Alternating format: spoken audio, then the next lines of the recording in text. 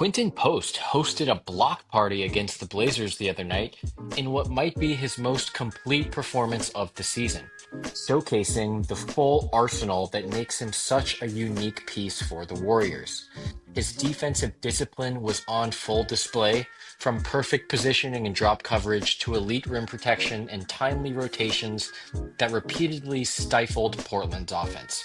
But it was also how the Warriors weaponized him against their defensive scheme that truly stood out, using his stretch five shooting to punish their drop coverage with threes in multiple actions.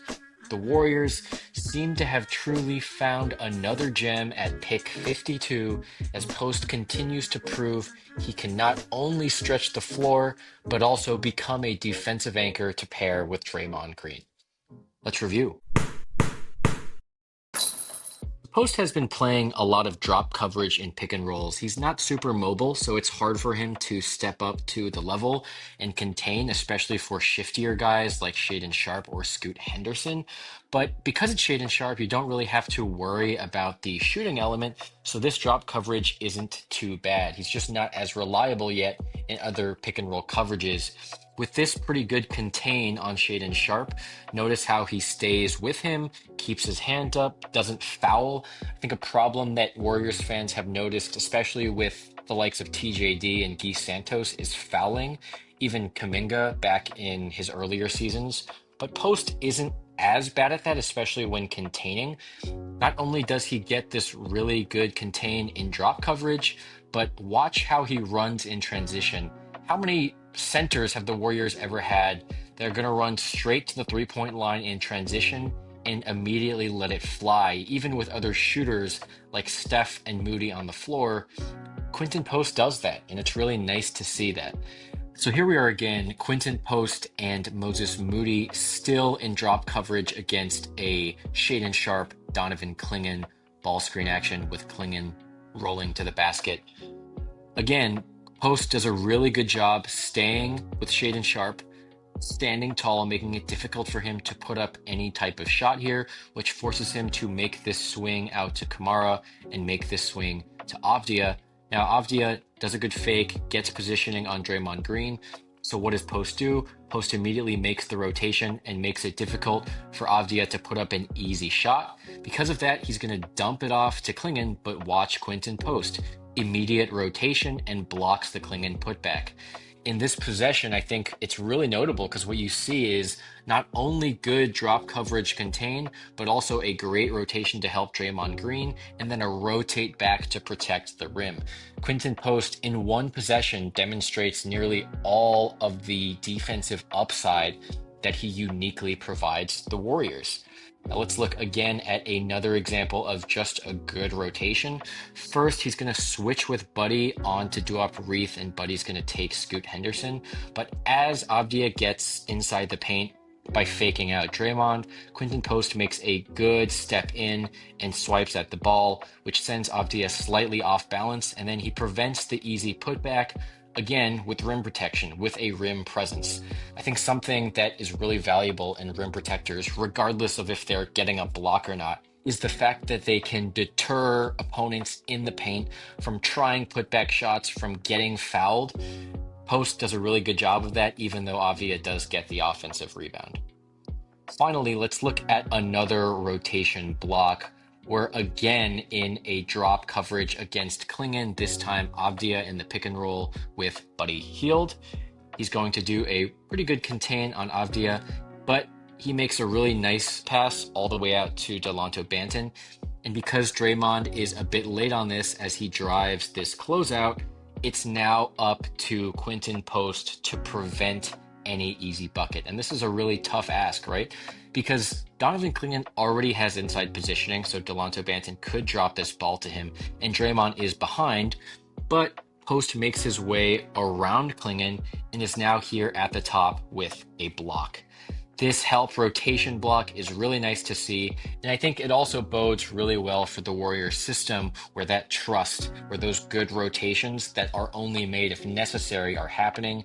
And because the Warriors don't really have elite rim protection outside of Quinten Post or an elite inside presence, It's really nice to see that he's being effective at that. Last night, the Warriors also ran the same staggered screen set twice in a row, which made for two Quinten Post threes in two different ways. And it's really nice to see the Warriors utilizing his spacing, his shooting, and his advantage, especially against Donovan Clingan.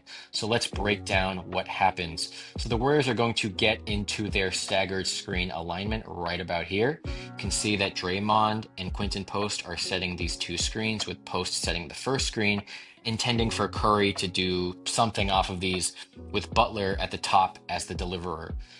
Now, Curry has a few different options here. He can either just cut backdoor, go to the basket, and whenever Toumani Camara is top blocking, as he is here, that's usually the easiest option because Camara clearly doesn't want him to use either of these screens. But against maybe different coverages, Curry can also maybe use the first screen. He could curl off of it. He could use both of the screens and come up top for a three. He could use both of the screens and then curl to the basket. There's a variety of options here, and Quinten Post can also do similar things. Even though he's setting the first screen, he can always use Draymond's screen, run up for a three. He could also just clear weak side if Steph Curry wants to run up to the top. There's just a lot of different options and ways to manipulate this to generate advantages. But in this case, pay attention to how Toumani Camara's coverage and Donovan Clingan's coverage work to help Quinten Post. So Steph is going to clear weak side. This removes Toumani Camara from the equation. And Donovan Clingan has been playing basically in drop coverage this entire night. Because Quinten Post is a stretch five, he's obviously able to step out and take these threes, but not every center that Donovan Clingan would be guarding is going to be a stretch five. So with him a step behind, and with Steph rejecting this, Draymond is instead just going to rescreen, and because Clingan is far too behind Quinten Post, he's just going to get the pass, pull a three, and drain it. It's nice to see the Warriors using Quinten Post as the option in these staggered screens, using the coverages to their advantage. This is another example of how Post was using these staggered screens and how the Warriors used him again against Clingan. Let's break down what happens in this possession.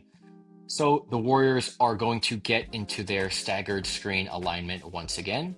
This time, Quinten Post is actually going to set the second staggered screen, with Moses Moody setting the first one.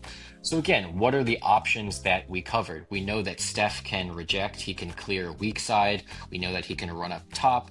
We know that the first screener can also run up top or clear weak side. That's exactly what happens here, actually. Moses Moody is going to clear all the way. Now, Anthony Simons is not going to allow Jimmy Butler to deliver this easy pass to the interior with his arms stretched out. And Steph Curry is being top blocked by Toumani Camara. And, Camara is just totally uninterested in leaving Steph Curry at all. But let's pay attention to the last equation. Where is Clingan standing?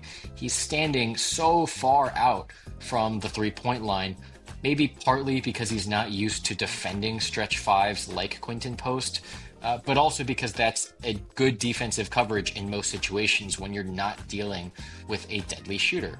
But of course, he's way too late to Quinten Post, and Post is just going to drain that. So in the game against the Blazers, Quinten Post displayed a lot of versatility that can be really useful for the Warriors, especially in the playoffs. It's not likely that he gets the same defensive treatment as he did from Clingan in this game, but I think it's important to see that Post is adept enough to take advantage when it happens. And I think if anyone remembers, especially the Celtics series when they played a lot of drop coverage against Steph Curry, you never know when taking advantage of defensive coverages and also being an elite rim protector can come to your advantage. So with this, it really does seem like Quinten Post is going to end up as a reasonable starter in the playoffs with good defensive coverages and with a relentless shooting confidence. Thanks for watching. Let us know if you agree.